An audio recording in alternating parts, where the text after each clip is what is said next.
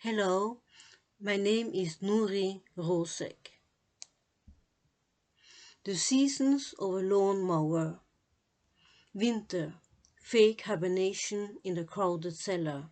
Dusty spider nights frighten my starter cord and spark plug.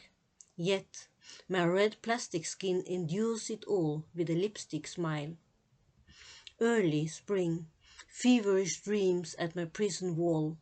My motoric legs painfully hold back their silent, longing cries. Spring, temper tantrums by the cellar door. My lazy owner doesn't invite me out to an overdue vegan dinner. Early summer, forced feeding followed by engine blocks. Appetite for tall grass long gone. But my work-shy dictator never listens. Summer, wild mowing music on holiday mood.